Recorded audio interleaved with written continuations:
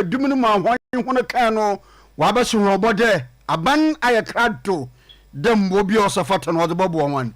na tatia wo twa so a woda baba se ya fasida emanyuma ko adidi so se wonum kraye mu medimafo heba hospital enie wasije se de wowuo achacha kompo enu no oni hu aduro na de aka de nyankopo twedi ampada roma wodum na dura wode sasa yare wayi wo enkran pokua se mayira afia santima ntematwomago ye fro 0244774282 0500727215 better GPC capsules and mixture no so usisi ya oya numbina ebeko ema odepo adokrowa eye better waposo no oposo siatica Mr. Heba obenya bi colona keba crisis the answer obenya bi ato better GPC capsules and mixture no sofu na duro for 0244 939 193 0244 939 193 0244812838 Promise Heba yimbro me kan fa modern me bidure anu ma na che isusuando boni biara ni ho ahia me bidure e ma wa pomozina tuma agina brown afi nkomu awo mu awoko de tian yerebo won ho ayedze ma yerebo biara lutwe atese e wo wiru ma wotum won ho na akwa de mundu no nyina e benya bi e wo oye Promise Heba oba ne full supplement ani nara Ebo Piesie Lardi e benya bi Promise Heba wo adum oba matter sa asafo no oye Bosheba Plaza Brosan down no oye Oyerepa FM and Oyerepa TV yedi mujuma no ho ana Promise Heba wa in the day ebotum abon hona ebibi du biara no wonsa aka bi from 105355444681 na Promise Heba mbo Bosheba electrical gadgets and ne cables na zinara about home appliances afanina kwadan one chandelier corner light gate light ceiling light LED light from 3 watts 6 watts 9 watts 18 and 24 watts ninara ebenye bi colors from blue to white ni na ebenye bi wo ho akofa oye fan was aba ceiling fan afi standing fan solar fan so no wakofa bi zaba won nyame oye Ghana Standard Authority waja tuma in the day Energy Commission so wakanwa won second bia edi juduma nsuzo ande boni biara enyim krobatani ye ba se dum PZ kejetia oye market no modikan oyini die enyim hwe afi dum Bosheba building e ben prisons run about na afi dumantata kufo building mo Bosheba ho TikTok and afi Instagram e be search oye bosheba.electrical from hen 0536095966 nanyi Bosheba endi enkita ho nsɛmbi kadamensɛmi ho ene yaze bosumuna boafo a woso yina asen bebre na kan ye kwen animi yaze oye hwan honsam yaze badan hwan dembra semfo wa sem kronje ema yaze bosumunu anum abie na ndanyimru nsoro yareba bosumenu beru nsia kase bo Oyerepa 100.7 nafe we are live on Facebook a search Oyerepa radio e Facebook a won sabakan ina yerebo sumu ye ame uncle Ebo Piesie Lardi and some no entremo any yes some no say every a northern region atifi do mantemo na kasa afasu krojia enam drobemo e broni beka se pipe borne water Ghana Water Limited ena womonoa ensukroje enam drobemu ene omude alum nom de chlorine ni ekika ho ene kra de wonum adwuma no ayeden pa fi se environmental pollution any water pollution enwurenwura ne no manoma bi ekoso chemicals ama wonum adwuma no ayede chemicals no ebi firi kuayomu ebi firi gadamse any komi nini ni eka ho emum na ora Stephen Amihie Mensa ona etifi do mantemo Ghana Water Limited panyipa wasi se de ya yi karifi adwuma no ayede ama wonum firi se ensuo na wonoa ansa na fadroba mu aberwura yemfie mu no eye kapa eye sika no de ye kwa chia de efe ana kwancha de efe ye de sika ya eye kudi ba wasaba ye fe sika ni agro nanso oba etife do mantem hono ma ebi mu aye illegal connection a wafa kwanchi kwan so atwetwe ensuo no droba no e de afamu akọ wonfie bra bosome so a wontwe sika eba sa na revenue sika wonya efri wona adwuma ne nsuo na wono anu emu no ya na esha entimi muwa wono adwuma ya wono ye no ho uro 7 Ami. You bear with me that there are still issues, and the issue stems mainly from our own people, our practices. Most people internally are doing illegal connection. They will not allow water to pass through their meters for us to even read the meters and get revenue to fix their problems. Again, even in distribution, when we try to do the rationing, they temper with our valves. When you are trying to send water to the eastern corridor, in the night, somebody will temper the valves and shift the water to the western corridor. So the impact as designed is not felt. So there's always like little water being shared by a lot of people. So the impact is not felt. And again, people are using inline pumps. These inline pumps are bought by the rich. They put it on our lines, and then they draw the little water that goes into an area, into their houses. So until those people get the water that they need, other people will not get. So you see that if the water is in the very one corridor, if in that neighborhood they are using inline pumps, the water goes to them. And Yo, Otrose, and so no one know what channel. And sans on my horde no, and to me tea.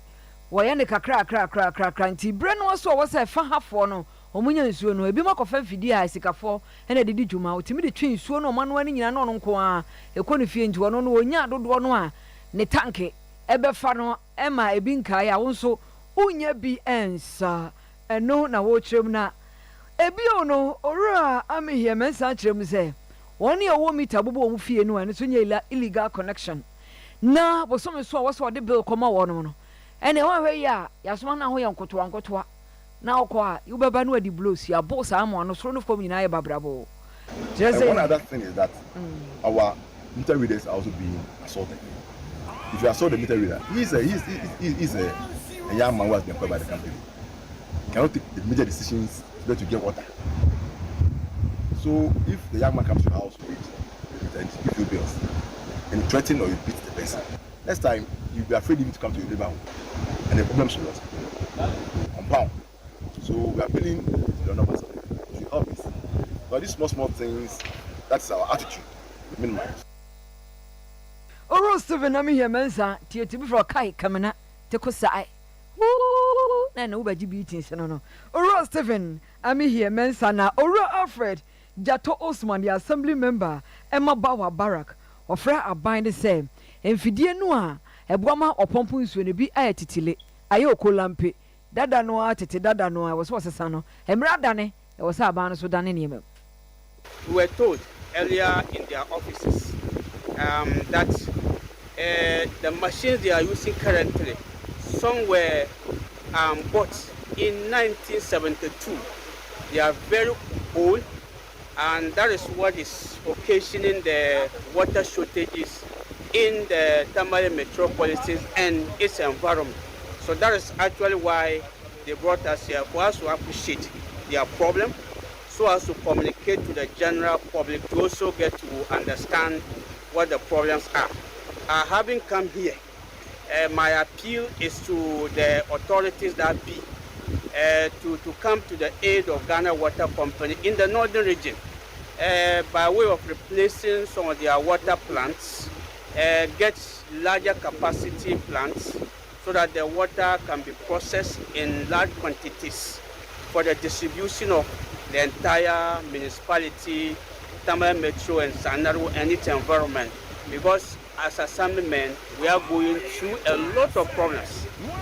People think that we are also part of the problem, even though we are not working in Ghana Water Company. They are not getting water and they think that we are not getting. My area for one, Cognitive to be specific, when they ration the water and open it, most of the times you have only 5 pipes flowing and the pressure is very low, very low. Meanwhile, we have more than 100 pipes in households who are not getting it for weeks, for months, and then even for years, if I should say so. And so no, Yachiche, Bruno have for the Abba, a channel we more by now, China we would Yabasa, now be on more. A bros why a biamano, or no cry the one yaku, Kokra, so be enfemo. Every etifi domantem northern region, Ghana Water Limited, one some any idea Bremwin. Opayini kwanchefa oro no hwe womosua do wo atwema nwobieja north mention no mu oyiminyamfo Frank dua ajeman ina orka sei na ode adesraza no mu yadzen loto aban na nkrankro wonanyim de wombre oye amache bare brono no won emwa osande baya na wotwe ebasan subran bi otoya opa adan baya aha nyi eduonum mekire 150 homes opa edan ado ya ena school adan ka ho bi no besi da mabre school adan na subran na ehuma oje chiri tudu ni nyina wonya mmo bia ntire kase oye adesuafo a wowo oye bronunum ho no wodehara wogufie ni sesunchi olechiremu de ode oho babron womasom ye pa ya njemo bebra na nka woda mofrome wosu wobohwe ni sesunchi oresre aban na nkwankro de amache bare na nbro no na nimpotem no school adan ya nsubrani otwayi mande wapadan bi womra na womban honomboa na mofrombe wonko suku na wonko suade from my boy any day it's so they are bring no aha dwen pa wo hwa mi schools no JHS ne primary schools ni nyina nchen so apa nti asema ya asefim pa me no kasa se nkwala no ofie efise so hwe nchen a pepa ne electric wire se go form ne ade a enye safe se nkwala no ebe o school nti yeguso ne mpanifo edi nkomo hwe say mwa ebetimi dia boa na ni manimu ya yetimi asiesie ye school dan no matimi asan aba school asisi aminuka se de nyenya ba bia ye hwese bia kan sorry e wo ha ne bebie bia o mapono e de amaye na kan kwala no atena nu say menimu ka se de SDA preparatory school and amaye dan ba akosanka ye JHS 3-4 no okay yen form ngumu ntro ma de kakra nti mefa kwanya so na madomase so mo bi sa edan de amaye na no so de just one classroom nti se la ne hiamwa krankra bia mbetimi abaye mwa bia no yen sa de yen say momra maye mwa ne ntimi peja dan si ho na nkwala no ensan mra school Ora Frank dua ajemano panyini kwankyerɛ fa horo no hwɛ humosua nsamdo wa atwuma wo beja north kosi ne mu ɛna ɔda de 0 to aban na nkwankora nyim de wɔmɔbɔ hone na adesuafo atena fie wakyer na yako emfifi montamo central region Budumburam ewo gomwa isimansi no emo na nipa baburu ba empemienu ɛna onsagu wontire adaya opopro osikani mekudi papa bi won potem ho no osika pa na sika no a won nti oyedwadini businessman na ensase a wonom ete so na bi asisi adan empo ukọ Budumburam ho a baby eye school park community center aban school public toilet the background so nyina ka ho papa yi yeso wode ni sika aba beto acre 200 plot kra ebro sa 50 acres of land enwo beto a saa suku adan ne nkrofo fie ni adan nyina ka ho bi ye twa ama no a kyese obi nya baabi no agina o mafo de kwa adwundwuni mu a kyese nsiri wontiri mu etrenye ho se dio no de nsem asie mu tini e obeka yenchele o biara ba hanya no way enti saa dia rasta still a militant them not overstand wono monti ase enti wode ko jan bobo wonti wo she brisi wo she kobene eba monten so obotwi ebe kire hawa ewo wonom so yeti yaren say bebe yet no asase na hoyi na obi atọ afiaka mo akwa register woni din mu until last week landlord queen ayi committee omo the people number 2 ye nim people no kire say onipa na ọtọ ni din de Emmanuel Sam Brown or register asase awo 31st August 2021 I registered 50 acres into wa woti Budumburam asase no suna no e say we dey utufuo Clona kasi enhu se pani o mo se pani ni mo be se ka yan ba che pani fo na san ka ye si njai si esra ban abamra ye papa John Dramani Mahama ye se ne se omra se mu emu ani police pani ye se wayi no omrem wadi adaboa ye nti se omanpan oti yankasa na ye se bibi se na ye ya hye ye ho be bulldozer 10 be du krodua mu a ye be hye ne 10 nti nana bia wo hye ase bia no ya hwewie se na be ya Budumburam mois ye bre yanya ya be sisi dan ye fira kwantu o wo so ne de nifti chiri pro na mo manya 72 me ye de me san ko boss sie bi e wo ba bia na me san ko miti Budumburam manfo woni a won ho aka no ene wabeka won nsam na nananom wo Budumburam babonte beka se ensam no mo te no atesem yemfa nya asem ba gaskiya ba enye no kre wonom fa nya asem da wonom so betutu anamon aye do mbeye bia hwehwe ensam nim na wonom a wo mo hyehyɛ ase o mo yesa no nso so agani are na taba duba wonom betwero mo se wo mo so sebie so ne o mo yempanifo mo kuro no so no bi entimi emeye sebi nyamransam ewo kuro no eye mi nana Okogyeabour Ocran bi gumua Budumburam modiko na mempanifo tufuri no mankra do na mpanifo a wo mechi kasa ne ate adwuma ne se woye na anadwe se woye no anopa yehu enti omama yete kasa na nsia na yete kasa de obi si wa register ampa yakuma na yakuhu krata bi a ochede obi si wa register ho ohini biara nsan na wa register so nya bandamuda no de yekọ yitwa ne mo ne ma lands commission fu baye sorry ne yekọ for proper search this year ya yi bibia wi aye de ko lands commission yegudu a yetwon search report no ba ne hu nipa odi da man yamrasam na yetu na afamra kwan no ma aban nyina di de mamrase ti yegudu a de yehwehwe da madin nti yetwon lands commission report no na se su report no ma yada yebada so ndama bebree kodo ha kofu ye forgery wasan san me document wabira me medafu ma me ye farm me pinfu so wo adwuma na ye to na wo ye de adwuma wo hwe do a afi botu anamon foforo a yeso ye de bobwa aban ma ntu atuma hu da kodo obuburum na sa amba ne sa eba ma kro nu kwa jija aza wa ye wo hon ya aza o ya sefem am pinfa ye wo yim wo hwe kwa te atu abon pusa yeso ye ntra ho ma ya de hye wiwi ya be ye jose ma ya de so kuma to yi mo ye ba bi pada Budumburam hene nana kojo eso ninsam no ni news conference won ninsam trefo enhyiemu no wode ensam atodwai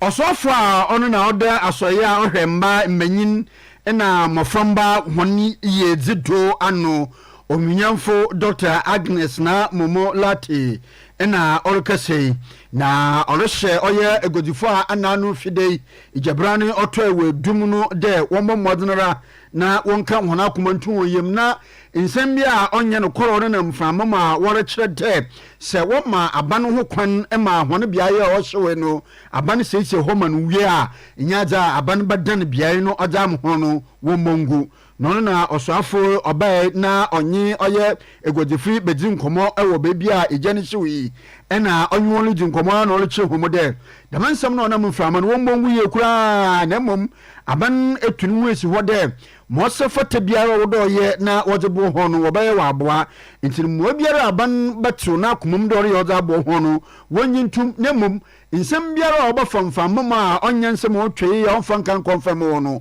wota wo mongu na wonya aban nya na aban mo hwan for be when disaster comes like this na ye omukoko season regional minister dikan aka omo faso edi awiawi ankrofo niama sebio the other side of it omo agenda omo be fuele some propaganda and they will push it through the youth, they will push it through the women adia say kan obi ani a enye the time who be push your agenda. It is only insensitive people who will do that. And to mesremo any information that comes to you now, where the information and sana won't be biasia. Thankfully, no, you have a regional minister who operates an open door policy. He's accessible by the people or to the people. He listens to everybody. You see, up to now, no, I've seen how he's interacting with almost everybody. Approach him and the team. No munye inchre asia mamu. Intimesremo. Let's focus on getting the fire quenched and then sitting down to see what we can do together to get the place in shape and then businesses moving. Opayini na no trano ena inde abanna so ya ohwe oya bodobodwa egodi a wodi sika adentem ena nimu bodobodwa wodi bua egodifo a wofo hon maslok opayina oda no ye mame Abigail Elo Mensa ina no so osidi bi pode aban waye krado de ndede inwona wono aka e woda no fida ejashishu mu no aban bobo ho ye pa ye be hye edwadifo ne de se enye si awie enti se de aka ne se ye behwe senia omo be sorry na senior minister kan no maybe ye ntimi mfo omo nsi be gina na omo gina no efin fiti ase no but at least senior ye betimi aso omo nsem na omo nso omo etimi ahya ase efi baabi na omo sign a building omo adwuma the assurance I want to give them is say enya ade a aban ba betina se ahwe omo ama omo nko a omo go through sa process ye best start with them and we'll go with them throughout till say ye be who say at least baby omu gina say no omu ankasa omu betimi aye omu adwuma enti especially a man senior minister kan no we are with you through it and me man ni mebunu no so we are with you through it send there was a maslock ye bia senior be ya monso monsa ebetimi asan akoma no biom no ye beboa na sa etimi abaso ye da se. And the Chief Executive Officer, Order Microfinance and Small Loans Center, what can you see from Maslock, Mame Abigail, Elo Mensa, Ninze, Enayeti? No, ya come Rasaba Jumediamo, and Rasaba Jomunano, Ora Kessel, at 2 force, and I may put to some for, and the budget, a fear Comesica, some Eco Tuja, dear Fapo Modin, Lore Quaho, Aurococha home, and in the Kika home. Na eno na asante montem Kumasi block eye MPP emrashabedwafo no wo mu feku wo honom no wo mu akoprempe college na wo mu ene omanfo akodi nkita ho a kire budget no emu nsam se de sitie a kire wonom emanfo MP emaswame ene lawyer Don Jakon o kire se de ade ne sitie no budget ne mu nsam no wo ma omu constituency fo aso nsi wo ho ombe cheche bu pepepepepepe mo obi ehunu se beboa se moa eno no oche se Women's Bank no kra no NDC for e ka ho asem no sika ko to ma bi no mo ate ato ho se Women's Bank no fanya adwuma enti aban hye bia da wo de eba no se ye papa se nye papa e be simra hye bedwa fie horom to mo so bebo aba no ma paase ama constituency for no mo so hunu ne ekoso e wo mra hye bedwa no mo hunu se aba no wo bo adwuma no mama na adwuma ana say nya djube papa bi na sabi wo ye asantimai elu tumasi produce mu matwa ba mai se yankosi manam djuma di no ba ko se ebra no bra no yesi wo mrahye ba difi be mo na yade mo so mo ha ni mama ne akọ parliament ene die ye budget aban di bai no se be di ho ko na ye church busuafo mu budget na hu sunsanso ai wo ema ya santima ni Kumasi Kubia nti no ho semsem na ye di batuga mo hu se ya ti asese aban sika o se we twa budget no ya santima ya hospitals ene agenda wa project aban dada sha se no sika nkum o hwe ya kwan a bandada no e sha se o se sika nkum sika babua asantimai mrantie no ba o madwuma asem ye husika ewura mu abanse obeti bank ehweye bank edi 400 million net no 51 million eti ye huse ye niam ya hai no se ye kire mu ma ye man 40 asif se mo na mo suma ye ma ye kom na shebe de fio ti de besi o bia no o se ye ma mo ti ase no ehudwumadie ene ye de abeda ti medamase na ne shebe. Honorable Lawyer Don Jakon one Piesie Obapa Piesie ene di nkomo ewo Prempeh College. Omanpanyin His Excellency John Dramani Mahama ena in the day oloka za to gode ebranye dru de Ghana yen asoda bambo dwumayeku no mechire oye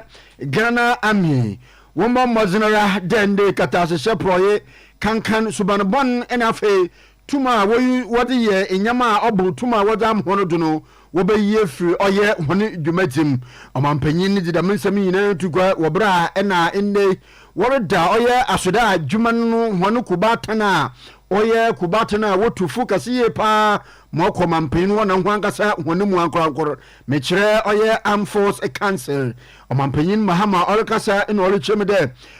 asoda adwuma no se worechire hona honzena na nyɛ akɔgye na afei ne mu mma no hɔn atenten na akasa a wɔyɛ na mmom no mbra a wɔde ɔyɛ nhyehyɛ a wɔde egu akɔn mu wɔde yɛ adwuma afei ne mu mma no nso no wɔrezi wɔn ho yie paa ɔno na ɔkyerɛ ahoɔden a ɔwɔ asoda adwuma no mu no na ɔmanpanyin mahamali kyerɛ me dɛ sɛ ɔmanfo no bɛhu dɛ asoda adwuma na wɔn dwumadzi a wɔredi no ɔyɛ dwumaso no yie paa ɔno bɛkyerɛ ɔyɛ ne mu mma no wɔn suba no a wɔde no adi na afei nhyehyɛ ogu akɔn mu a wɔde yɛ adwuma no wɔde bɛyɛ adwuma no kyene dɛ wɔbɛyɛ hyehyɛ wɔn nkontan na afei wɔbɛkɔ na akɔte okitakita wɔn bobɔ wɔn bo dabi nyɛ dɛm na ɔte na ɔmanpanyin fa dɛm akɔnya no to na ndɛ yi baaso ku anade wɔn ku a ndɛ yi ɔyɛ futuku no ɔde kyerɛ wɔn dɛ wɔhwɛ a ɔman Ghana asode adwuma no wɔ ɔman Ghana fie na amahoro dode no yɛwɔ enyi gye sonko koraa wɔdze ma wɔn osane tɛ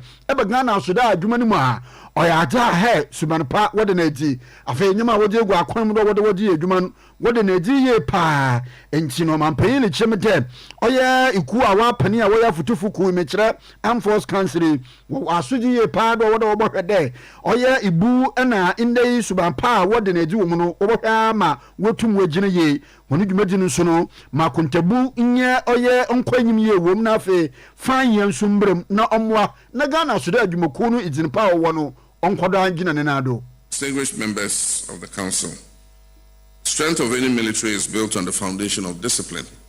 integrity, and ethical leadership. It's not just the weapons or the size of an army that define its effectiveness, but the character, morale, and professionalism of its personnel. Ghana has long prided itself on having one of the most disciplined and respected military forces in the world, and we must never take this for granted. As members of the Armed Forces Council, we must ensure that the highest standards of ethical conduct, transparency, and accountability are maintained within the ranks of our armed forces. Corruption, misconduct, and abuse of power must have no place in our military. Your leadership must inspire confidence, fairness, and trust, both within the armed forces and among the Ghanaian people. Strong military is one that earns the respect of its citizens through service, integrity, and unwavering dedication to duty. Ɔmanpanyin John Dramani Mahama nenzina ekati wabra indei ɔyɛ Armed Force Council ɔlɔpɔ wɔn ntoma nya futu sama ɔdema wɔn. Yankɔ nsɛmfo from wɛ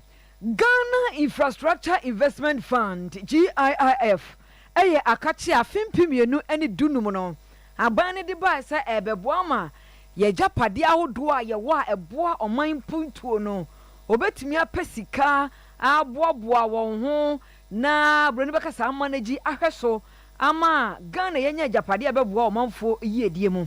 enti saa brɛ no mu no ɛna proposal nsusuye bi ba yɛ sɛ sky train ewie keteke nam ewie mu no yɛnya bi wɔ ɔman mu ɛne yɛgye no yɔyɔyɔ paa yɛhwɛ anim sɛ bɛba ɛne ɛne yɛhwɛ sɛ nka wokɔ nkrama ntamu a ebaayɛ pepepe ebaayɛ ne ka sky train ɛno na ɛbɛn na Ghana Infrastructure Investment Fund saa brɛ mu no na CEO ɛne owura Solomon Asamoah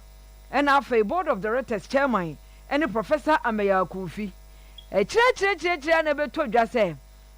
ɛnkran Accra sky train no a yɛhwɛ ne mu kwan no $2 million bi wɔn de akɔma nkurɔfoɔ bi sɛ wɔn mfa ɛmɛyɛ adeɛ no ma yɛhwɛ ne hwɛ ne mu ama broni bɛka sɛ ɛyɛ bot contract kyerɛ sɛ ama so koraa na owura Solomon Asamoah ɔyɛ CEO a yɛpɛ no ɔma na bɛyi nsɛm ano no meka sɛ yɛsɛ naano no watu kwan na Attorney General and Minister of Justice aban lawyer panyin ɔno ahwɛ Ghana tentere ne nsɛm so ne Dr. Dominic Ayine wɔso obusɛm ahwɛ mu ahunu sɛ owura Solomon Asamoah ɛnaano wɔse wɔkɔ South Africa na ɔte yɛn sɛ wɔbɛsere kɔ Senegal ɛna mpanimfoɔ bɔdwane yɛn no mataya no odi mu bi girigirigiri nyaade a wɔɔba ɛna wɔkyerɛ sɛ wɔhwɛ no ama na saa asɛm wɔ yɛ akonkɔn a wɔsi edi asɛm ka asɛm hwehwɛmu wɔ mu no paa deɛ ɛne in absentia oni ha koro no a wɔn bɛdi n'asɛm no ɛfiri sɛ wɔse bosom mmiɛnsa nnuru yɛ a ɛnya adeɛ a ɔbɛsan aba Ghana hanom ama nsɛm no yɛahwehwɛ mu Dominic Ayine. In respect of SkyTrain, we can confirm that the $2 million was paid at the request of the chairman of the board of directors of the Ghana Infrastructure Investment Fund, that is GIIF, Prof. Ameya Ikunfi, and then and then the CEO, Mr. Solomon Asamoah, who is currently hiding in Senegal. We tracked him first and noticed that he was in South Africa. So he left Ghana somewhere around February 2nd, the 2nd of February, to South Africa. So we were monitoring him in South Africa. And then he left South Africa and is now in Senegal. When we contacted him, he told us that he will not come to Ghana until I think he didn't say April, 3 months from now. Okay, so he's giving us 3 months to come to Ghana, very much like Ken Oforiatta, right? It reminds me of Ken Oforiatta. So he says he will come to Ghana in 3 months. Oro Dominic Ayine, why Attorney General Abala Penny, also for her Ghana attentine and some so. Now, what I'm saying, Trophy in Shimnara and now man Ghana, Yen Oya lawyer Penny, Onyafo Dominic Ayine, order Ichimate, and can Penny Pa, order Abana Soya, order Bo Oya Bon and Angitamuja. Other ho babra oman Ghana wo abefo intintenfero dono oye National Signal Bureau oyimyamfo kwabena edu buahin echira wa kire no ni nyina ye sikasem bia nede wa fa nsaza ehwe America sikan opepe oye esuan mechire $7 million choppable dollars na opanyini ebra no oye panyini kwankire fa oda de maso ye na anwen wo mani de miske de inede hinka wo fa ankototo enyama infra inde se wodi duduma wa asoye wa mechire National Signal Bureau NSB woni dwuma dinyi de wo bohwe na obia opede odi oye Ghana bon abefo ntintemfiri no to no obia ohwe na Ghana yen ho nsem a ogu abefo ntintemfiri no ode bon na ade beprefa wu nyina no asoye na wohwe na wodi dam dwuma ni nyina na opanyin kwabena edu buahene dani na oye America's gay $7 million wadman de wonfan kotuto infiri a damre asoye ne benyimfira akaza oye pa de wodi dwuma no wa abefo ntintemfiri do na owura oya Dominica ye na chima wo hwehwe me kire de kwabena dubu ahini sikei ba ye pension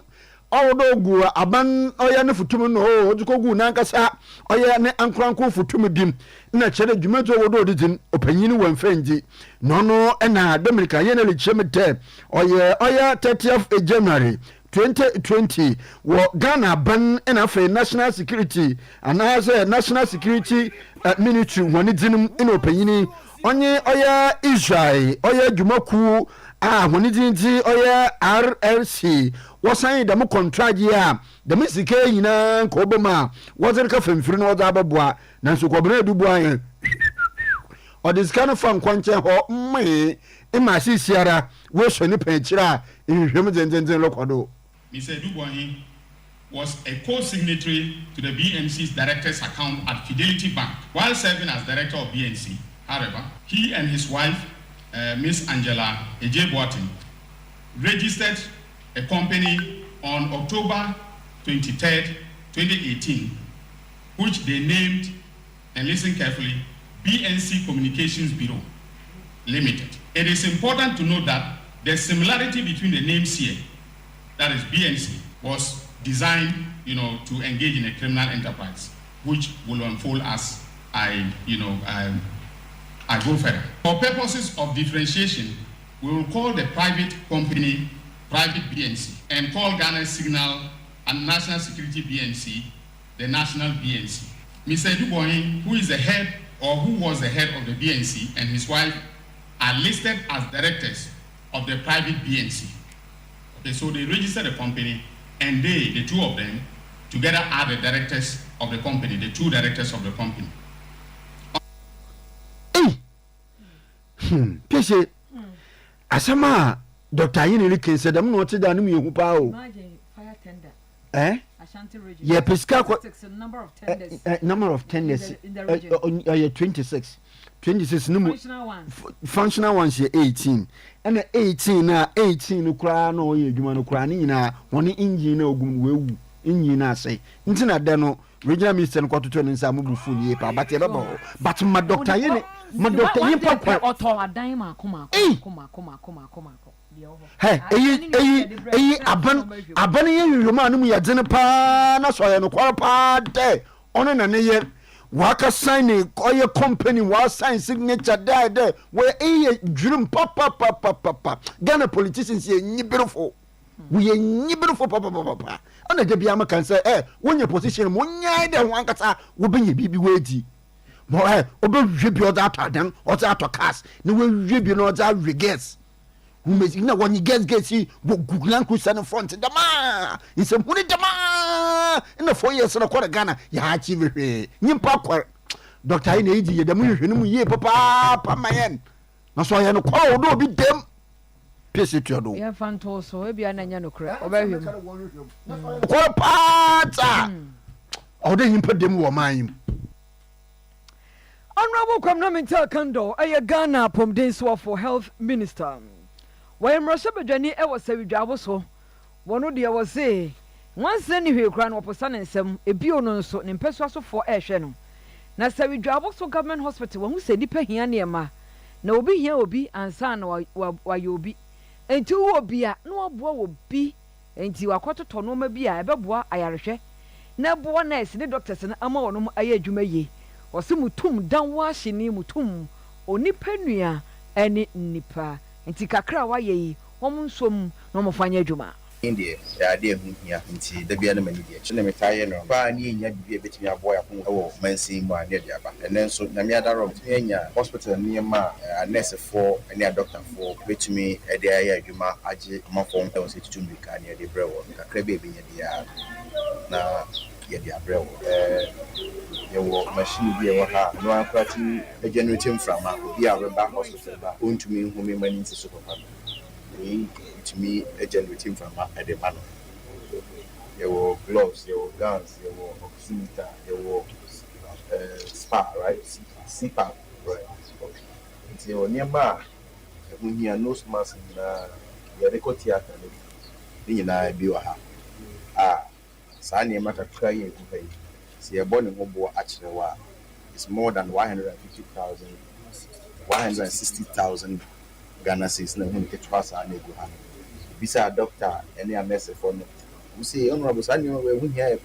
you won't pay need be a petty the cry as I can in the about beside the Tiaco boom I say the and then the cry with time that can near my go here in ano Manfessica and I'm the cotoy a bit more romance and the omode dream. Oni monyamfo Kwamnaminta Kando Ghana apomdenso for na medical superintendent Emma Sawi Dwaboso Government Hospital and Ora Solomon yang no ojaya sabia na nemu eje no ma no odasia ebimre bio district director name management of Dwaboso Government Hospital your staff ni nyina name ada ye honorable ase ene ade fefe here otimi boa ama umade abreye no kwesem ni ye niema ehia ye pa and to go a long way to improve the quality of services edema you are also Ocran into your better honorable asset yeda Rike and a warmer one farmer asset say umutimi organizer this anime abreye in him say when your first time honorable adenium abreye into him say when him no there was a hospital no a best and will be the best within the region and possible within Ghana. You must have received honorable Bibia, Okobia, Yamin Shirao. Hey, me who Dr. Sangnu Solomon. Dwaboso, Sawi Dwaboso Government Hospital. One of the medical superintendent. Edano. Had corruption story na mekano. Wa ma president antase ho a. Dominic ayeni le chede. Ehunde enka NBS. they only a Ghana and dinum, no other was the sign a contract, you know. But according to their Attorney General canon, MBS to be an outside company. Ghana. No, I was saying a company or budget contract in free buying home. Now buying 2 years. Had NBS no ye aban. Or aban now so it's the MBNI. Okay. I aban one what J information signals today cyber security or abefunt in Frudo. But just say into Pina no down no. One minute schedule on to Tom Fira, Ubotum was I woman in my head. And say PSA Company Limited. No, what the contract and walk to take for her back. Sana Metre, MBS, and no, my form of fro. Aha! Their name, in their name, on the contract. In Tower, MBS and I, Becade, and you Ghana ban any sign. But individual has been an uncle's ordinance or that or die a gun in order to contract. Every. And no more MBS number the Ghana Sicano. So more babe. They are coming to Omo Baba contract number. Please, Mamma can story. Much a match of much a match of. Hey, right, I didn't want to do. Hey, Muraho, Nishi Munquadana. I mean, or my as a company near or more company ever. Now, our Baba contracts. A free buying that be on my contract. The way I confuse me, did there. Listeners in the Bunun so confusing, you know. Editor Nyabotelna Yenchim listeners into I would say National Signal Bureau NSB or Ghana now so yet the Ministry of Education, Ministry of Information into National Signal Bureau relay information. Oh good into more in there what pick signals for internet to do. In the say be a Ghana here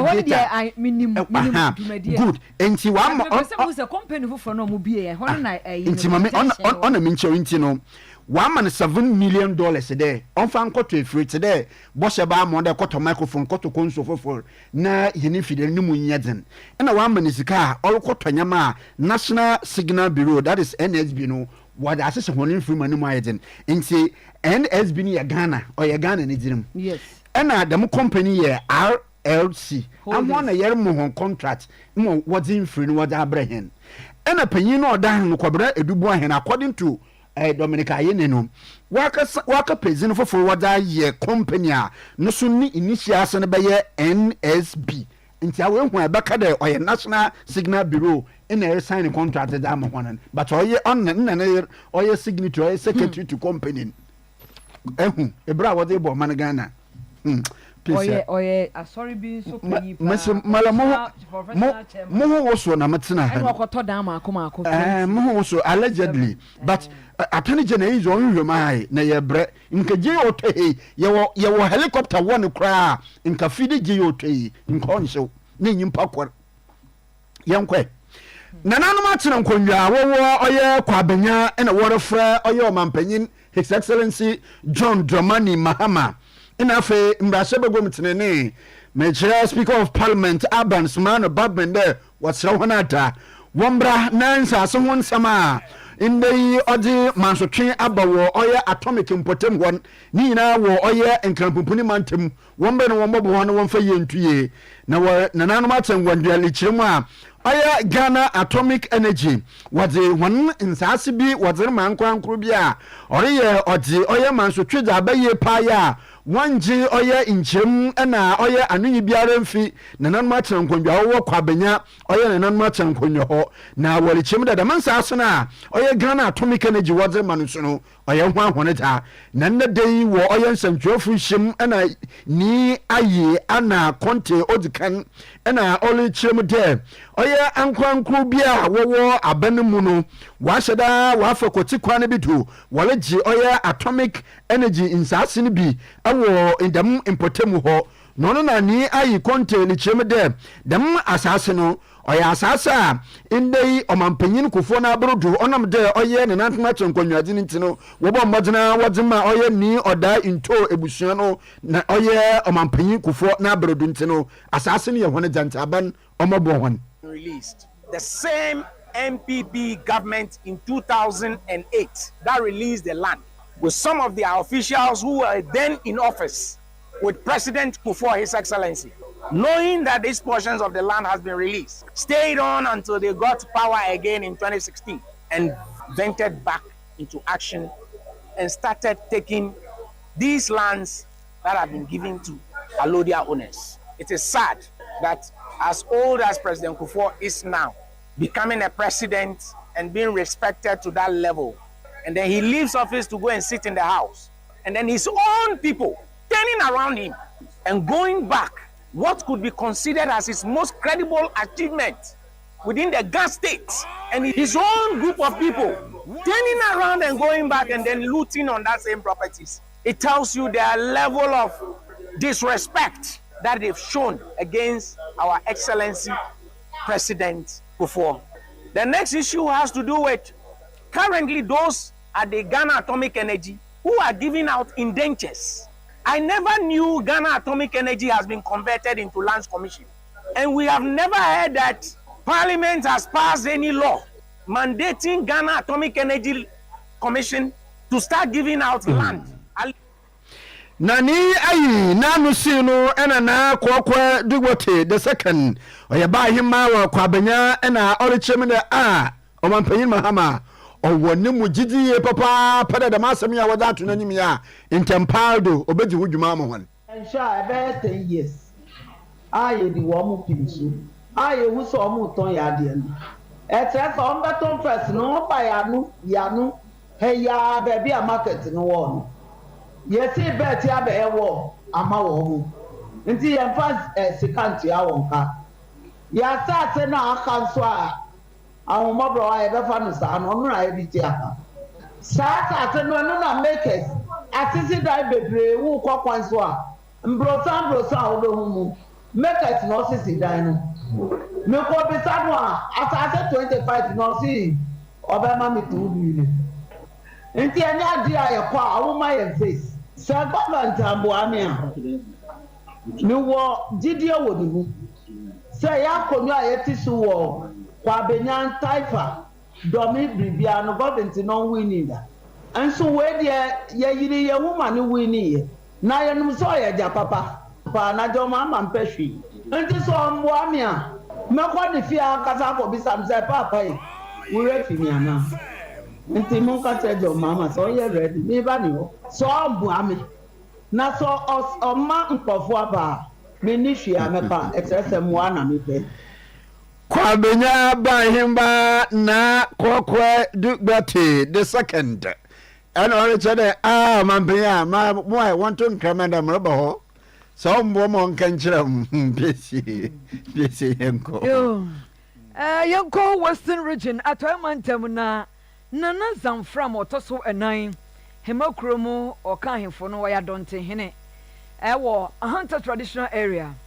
nana ekire se de hemakrom omubo omhomode omso ye Ghana fo no wo mo kwanye omuni clinic so obi yare sesie ya wonso nipa enipa ba besom obema nipa no so na he no ode ne ekro na ese ode ne nam kwa ho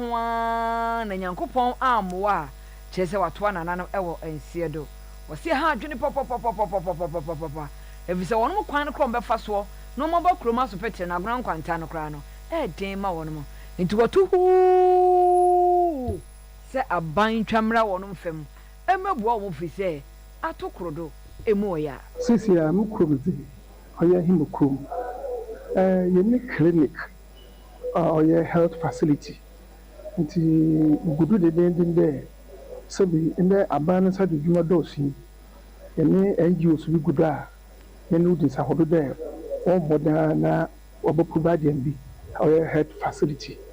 afi so ikrono tete no wore ya kwan no na ekwan no fi benya so twom diko azane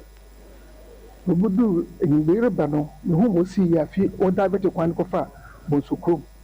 nti oye mukro ne hia sam de ibenya true road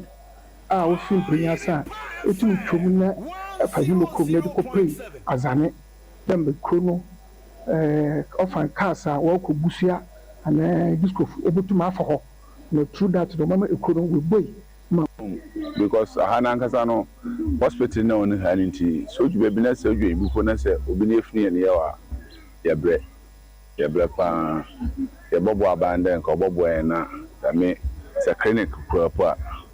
or the baba man, and so young Watson.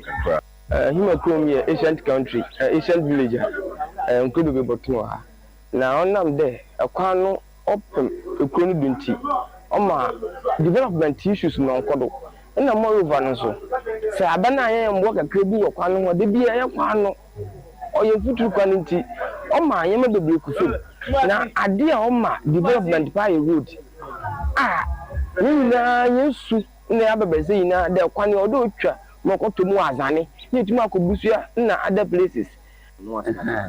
na nanza from the fourth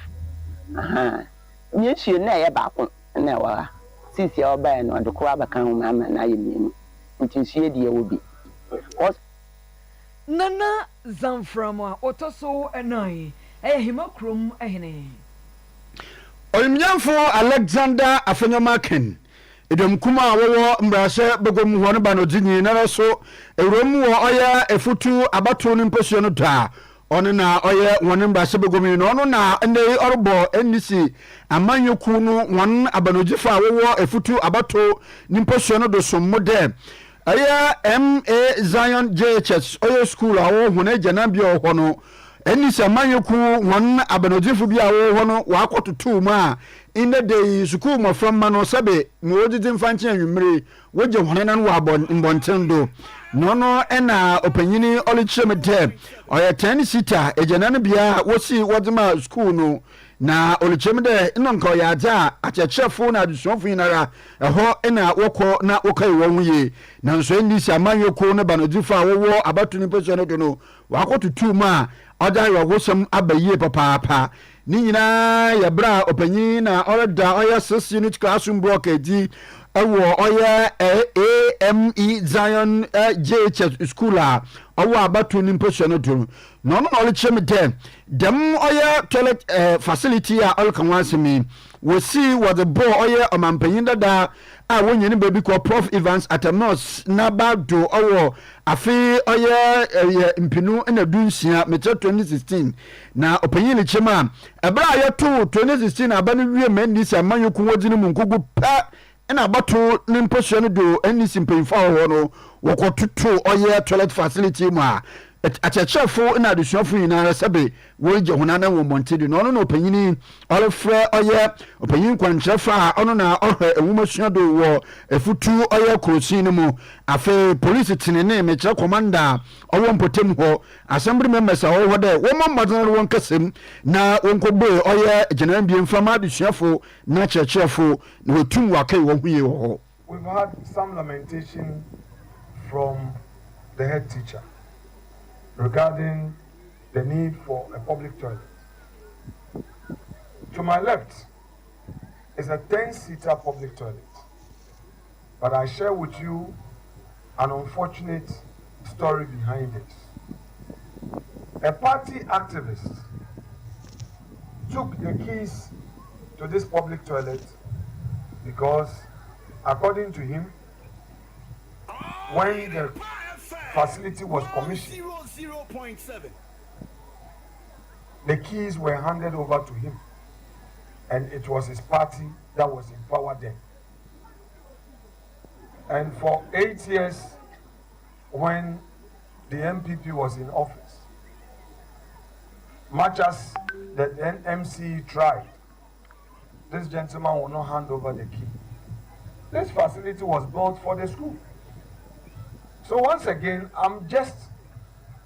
telling you how partisanship can destroy our community. This public toilet was built with state funds. Osahin Alexander Afenyomaken efutu aya abato no mposo no do mrase begomnyi ena etinken. Badia baya hana begin kan bejiri sebetie bedabase. Emrase bedwamu dom ketwa won mo ekasa se abanla ya panyi atani general ni tumi nu a wo no ase wo de tra so dodo se woni tumi se obehye enkochi wobi dabi se titru enkane abamu appointees the government appointees a wo mo abasom ekono wo mo kire se tumi no e wo ba bi epem wo hwe na wo hu se saa enete ene e wo Ghana mrase bedwamu ene dom ketwa de saa se wo etu dwa na owura Jerry Ahmed Shoyib were second deputy minority whip and was original ya okasama edom kitwe. Attorney General is an officer of the court. His interest is to assist the court in dispensing justice when investigators bring their case and evidence. The poster of the new AG undermines this rule. He is no longer acting as an officer of the court, but is instead acting as someone who has conducted his own inquisition, determined guilt of a suspect, and is seeking to force his view or his views on the courts. The practice undermines the role of the Attorney General and undermines the administration of justice. All well-meaning voices that respect the operation of the rule of law should call on it to an end, and to end it now as we speak. We are asking that all well-meaning voices that respect the operation of the rule of law should call on the Attorney General to put an end to this immediately. The Attorney General is not expected to start off by prejudicing an investigation and in his mind conducting an inquisition on suspects. Jerry Ahmed Afonso was no Governor, Bank of Ghana Governor. Omuko ni fie chese gidi sa bambo foko hono entweye kura ba kayiko keriba wanya de e was Dr. NS Adese chaw papa bi wo hono ma wonom epa na office enye emra kwan so eno no chese National Security Coordinator wono apologize chese wapa Dr. Adese chaw se ade a wonom ayeye no. Photographs circulating on social media clearly shows signs of destruction and ransacking, hardly the marks of a lawful and respectful operation. If indeed a court-issued warrant truly existed, why was it not presented to Dr. Addison before or during the raid? Why was brute force used to overpower his private security? Why was the CCTV camera dismantled and taken away? Transparency is a hallmark that ensures lawful enforcement.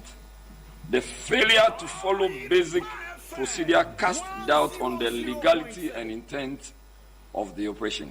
No amount of legal contortion or public relations spin can undo the facts.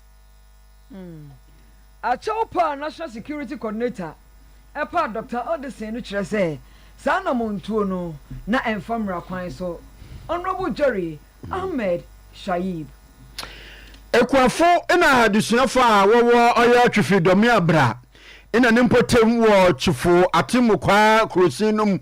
mfimfini mantem asem ina yerekan ina woresre aban ina ndwumoku a wonhye abanase de wombra hwanomwe no sane de indai worutwa oya pra esutin na waja ko oya honemfum akodo na adusuafo so wakosua da aya na hon akra na da hon nkwa oda insenem no ena adusuafo a wowo oya twufudome abra wolichiem de ehwe oya twufo atimokwa abato nimposuo no do hon mra sebegomnyi onmyamfo oya tuofilosa bebia ya workan eho na ofri na adusuafo ine ekofo worutwa oya presutin wako school wo oya twufo praso mechira oya krosin ni oya kropon mu a aya na oye eyewuye papa na wolechim de oncheri biara odusuanyi ekura inde oya oba oya ja otonsum ya wabra ine worutwa nsu a ma eye kudui okadani wabra potogosem ofran life jacket no nche bia afia otwomi abaya kakakaba ohwe no nkwa ya nono ena ene ekuafo ena adusuafo wolichim de aya na odu baby na wode honemfudi tede bia banche bode ena fe koko aba wa hatama wawo oda wode kogodo na wokoton wode twensu a nkankan su tobrim a ayo ye huye papa ntaban ena nkwankura wonhya abanase wo maye honemwa tire bia oba ha grana boys no wa ha ofo shamana krana gomo nto bo mayere ofo shamana tire bi krana shamayere am ndizano ya de ha ma ai students no mo river na chino e ba na se mbua o de mayere so oboy kakra no se obi tom ne se wan share jacket a otuniwu ana ohwe nenkwa enti en se last year ebisi wa ha nipa ni share life jacket anka in fact meaning says I don't know a better no see and so na etasi pa nti aban omboy ana say you say ya brepa intumi no bi obi kai why aban mo boy kakla no mle life jacket ana say bibi o de ble oba boy bia abe body banche eni koko nyina e de friends na chiba then so ye ni nhama kese wa e ma senso ni twedu a nso ni ri aye blepa enye obi na dumu ya de nketenkete mienu ye hawa e wo ye ho ano no nkola be blefin so na chi be school oklom ha yes la ba nso wo mwai enti abana mobo eye pa eyi nyina Ghana fo worokom worotonsun wowu watidibiu mo bi a ewi vita opta nankoti no yeska bu yesika ni nyina na Ghana fo wole bre ankopon mo ye ne ankopon di mo be wa yewi akadem pemfo wifo wobase san na adwen ewi vita Gastro and menstrual plus mixture say you bring control kaji oya gastro mixture ne bi na gastro mixture no stomach cause typhoid fever na fe ejidiwe ti ye we chi na yemutu afe ejidiwe oya indibani genjina wobo ni na otu fi o menstrual plus mixture ye mesafo a wobo won nsa na oya uje chi afe wunsebu no onse da ngenjene na adu ye afe ahemhwe wa ye basan so fita bi so ban ozenkabon le bro ni na ro menstrual plus mixture prostate plus mixture no ye prostate enlargement wona menyina water swanchi afi swancha waye dem bia kamuni nyinara seba woyin firi news ni ewie ai woyin firi yamba news ni biem APM sana ni yeri na yakọ woyin firi enti de man oti enti Muhammad na kope prostate plus mixers ni bi afi to phone call Mr. Heba kuma say cap Heba sunyani capsule pharmacy kufori dua repulse ventures or kitchen drugland and afi kus pharmacy wa Shoman from 0248778899 Kanjin Inaje drinking water isu kwanjia erenum na za dwo akoma no so yerba onnam oye ndipanduro wonsu mu ntindipanduro bi tede oye calcium magnesium potassium na fe iron ntino oma nsu enuma omo apomudini ye pa enkankan nhona wobran mpo na wokọ ennado anofa wontum ndano enum nsu a otum ede ye pa enkankan da abren enum kanjine tompa dawo na dane badana ho afi nsu bi a oboa mmamogya odzafrusen we yenum ye po san de oboa koma no makoma tumi ye dwuma ye papa nteronum kanje no o makoma tumi ye dwuma pompe oye mogya ma honam no nye mogya wodo nya no di dwuma afi enuma oboa ye pa ma wo were no honam otodi ye pa motomotomoto da afa ba ma na wa wo ntene bo modinara njima duru wo munti oboa akoma ahrawon na srabo no ma otumi ye dwuma ye pa Bungro shop BM kare pe kanjini magic drinking water bi etufun kobra man UGC anatafu new road Abawa Road Junction bongmadina frenaji nchim yare pe biara nsane kotubi 0241449191 na fe Divine Mercy Cosmetics upenku a eye kama ebema wedia no atoso a eye Divine Mercy Cosmetics ana Erica Cosmetics different kinds ahodo free silent or wrinkles na so oben ewia na ahye o mawede no asai Divine Mercy Cosmetics ko hon ma ba soro mensro obema o enko designer bags ni executive ni occasional dresses shoe slippers any force no ma a free UK makeups and accessories adum Mrs. Anochi Plaza 0553 457200 0553 457200 Faith Homeopathic Clinic any me pato stroke infertility awon some fibroid diabetes pressure enemu ya the stomach ulcer asthma tishiwa apostle Faith Homeopathic Clinic wo no nketinketi intifagidie beje enro nketwa esayade akese ahinuma kokobin 18 mu 0246 728 765 and 0556 272 671 yemfa yenkai bo ya announcement ya kabi wa hanti wi na ya atodo na osenkanye bi de oye abadan Oyerepa FM Oyerepa TV video ha de inde we hu oye black oye bag kakraba bi wo oye ne card ma dam enyame ino wo mo oye passport nkonkonkoro enum ina owo ma oza bedan hen na passport enum a ni nyina owo mi ezina owodini Mohammed Nazira Ramat on Wozikan and Afe Olivia Maxson Wado Dankwa Emos Boache Ose Bonsu Magdalene and Afe Linda Abna Kachiku and Owom na Afe Nsono Osanso Ehunu Oye Ghana Kada Izino Wado Ye Emos Boache Dankwa entino awubiara afoka eja ubibia woma oye passport na Ghana card womo ewo oye card biara mu no bommadinara na bra Oyerepa 100.7 NFA Oyerepa TV yenne fidiem he na identification process yemfa wonfam na jiwaje fokofie boko na ejuma ku bi lema ejuma na hotel wose wope receptionist afi wope waitress and afi bambonyi metro security guards no wa mo na adwuma nyimanyim ya na awa wope the ebe receptionist no ma won ni me share requirements for Ghana card enko school ndo chiri kwara no na nye de ekra oye suapon me chere tertiary certificate wo ho o de eyobi a eye oba me chere besia afi security guard no nso no ode eze Ghana card ewo bi afi enko school neche no kra enko bi kra na nye SHS akomwa abrodo so no wonwa je ho a etum eba na security guard na wonhien wo chem de wakatua no wo frase ze fi oye 1000 Ghana cedis de kesi oye 1500 Ghana cedis busumi biara afi hotel receptionist nso no wo so wakatua no wo frase ze fi 1000 Ghana cedis de kesi oye 1500 Ghana cedis intino ehona hwenenwa je hono womba motinara womfre edwuma do hia papa nsa wanye edwuma obonsam bone pa intino bomba dinara kap enye edwuma tanamo ne kaye biye menyim yempo no ekwa akade nyim ye ne won checherew ne hundu na bosum so aja akete 0552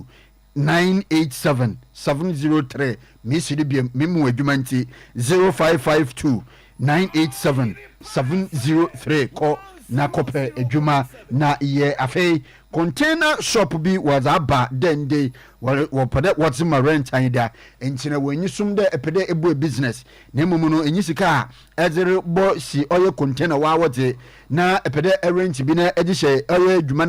na ase business na snel ko nyimi abobo ho aye wote de a on the ose ye container bi wori chim de owoye sawaba nimpotem ho ben oye NHIS office no container no chim de ekwane de nyim ye pa ya dwumedi biara redi no ebi wo inside na bi so pada ni nyina obobo ye pa entini wo ye juna pe container renter wo sawaba wo ben oye national health insurance one office na wo no 0598 369 376 na current afi juma yenyi bi fidio ma ha or pe oye single room self contained wa rent na wenya baby dinita to na mbiaye or pani atonsu amakom santase ene tafo shanenso manbobo number ye agent amemfrem enkade enya den osande yam agent sembia efewura anom ne yesede wo de na wonfam bo hene nu adwuma yenyi 0244 80 3978 0244 803978 na bonwe message Charles ebusuense hone de she nizenze Matilda eje dodo na friend abuna Matilda wezimfi de basa 13 years ote meduma oyenyimpa kokko wore chemde on the 12th of March busumi ayo mne da no otori de bien ena Matilda ofifie anopanu nsia impem na ofifie no na ose orukwa akoto oye ebru bidie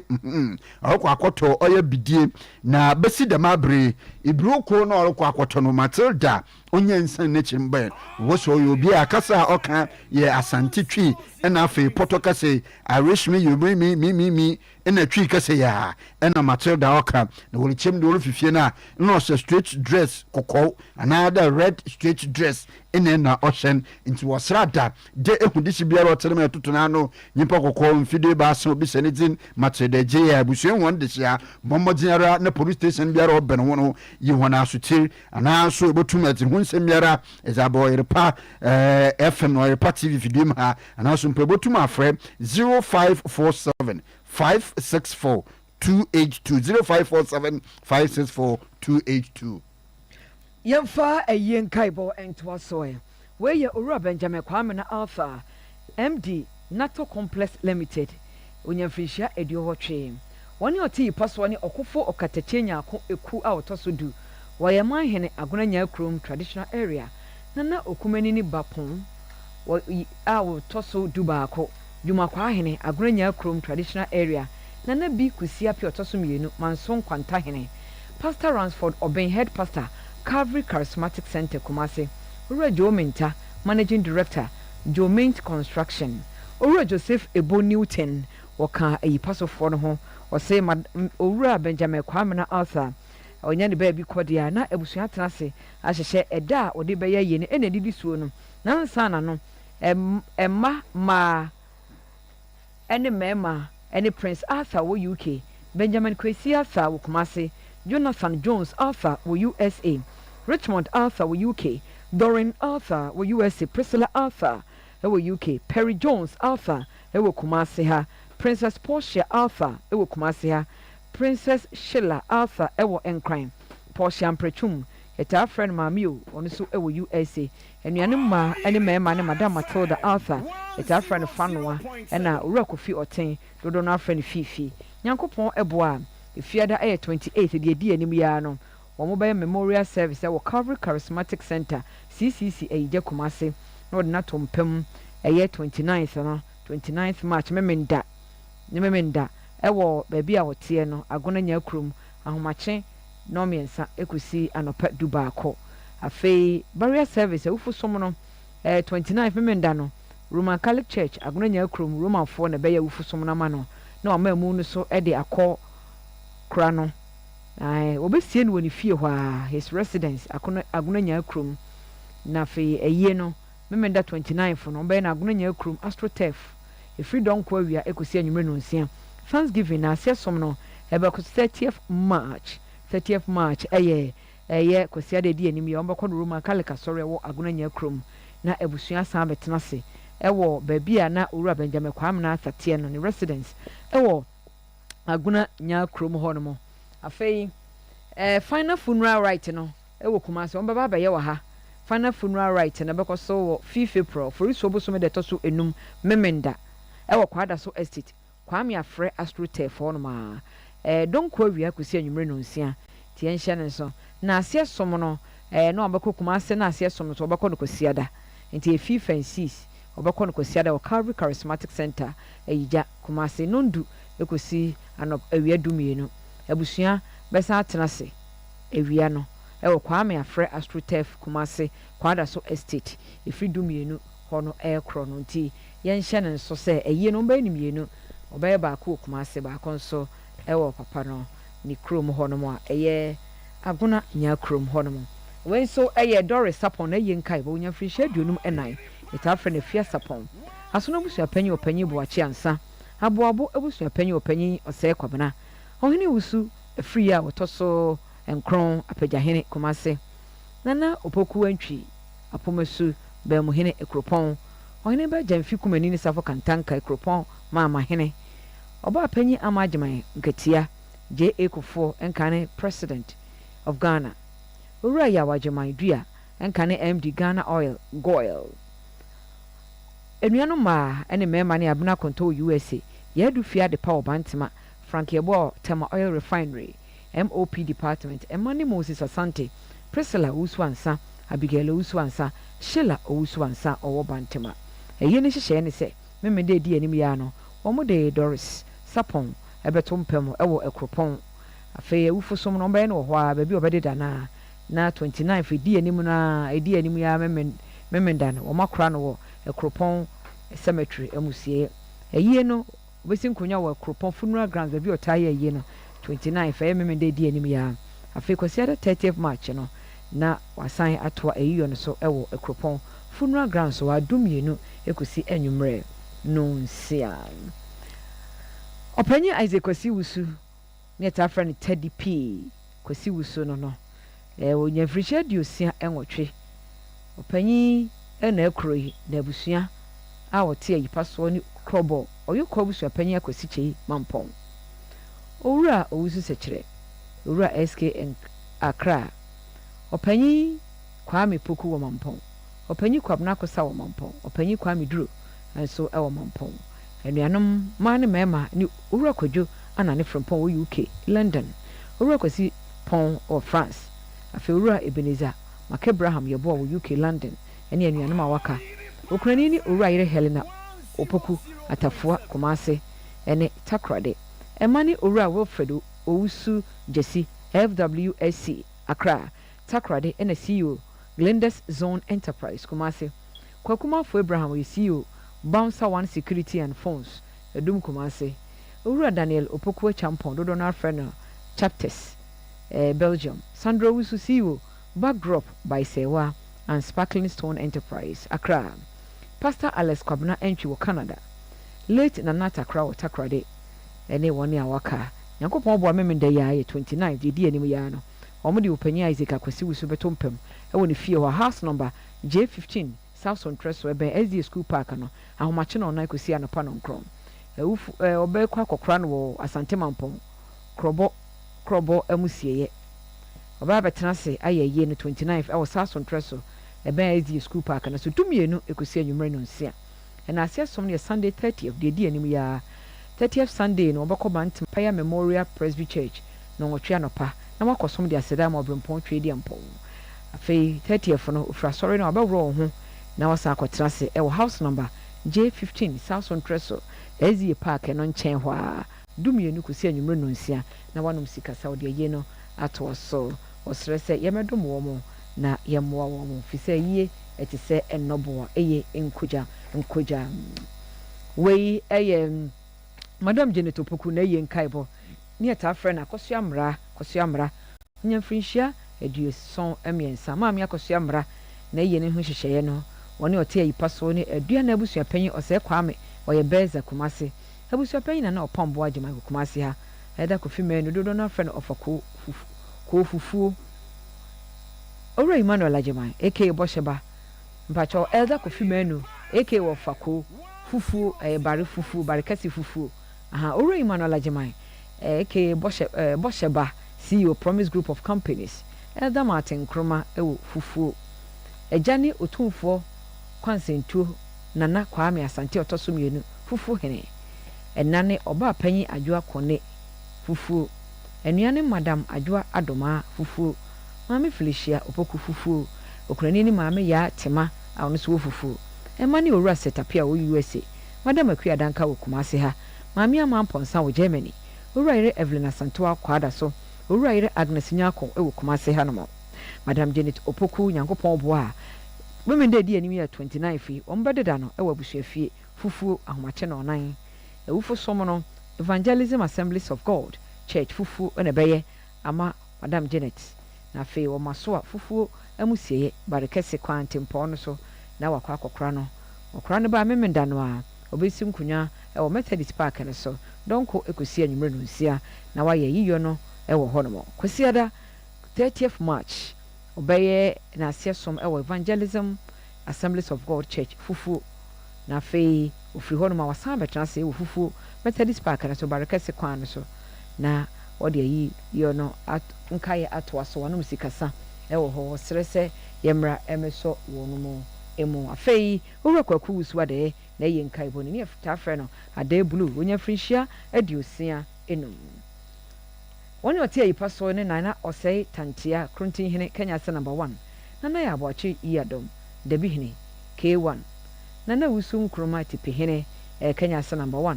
nana cheba afo chidom hene Gambia number 2 abusua panyi Kwabena nsia dodo na French ma K1 Charlotte Ntibe kon Kumase hanom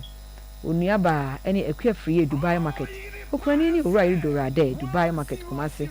Emma ene Jones Ejei businessman Kumase Samuel Kwachinsu ye businessman Kumase hanom Demas Fosu Mensa eta friend dog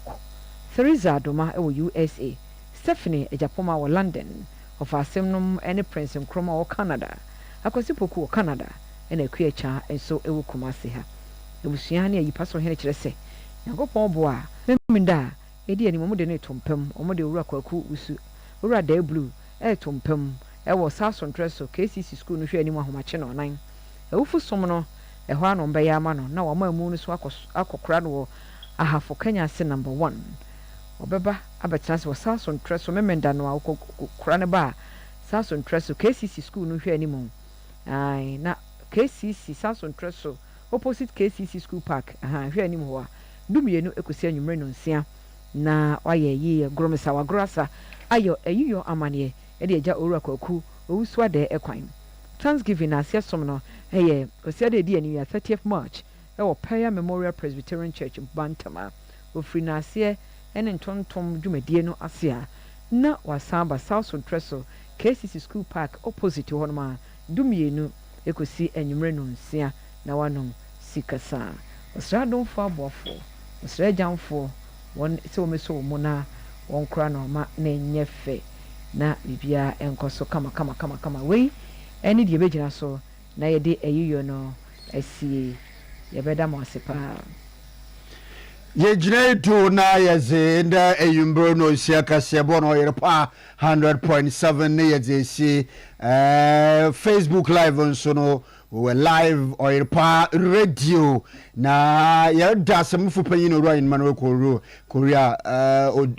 Emmanuel Odro Korea ye da na se na aboafa wakan chief producer ye Jimmy Clive and afa Edusi Pokuya and afa Patricia and oboy ne chidom the producers and afa Docas nso no ka ho bi ame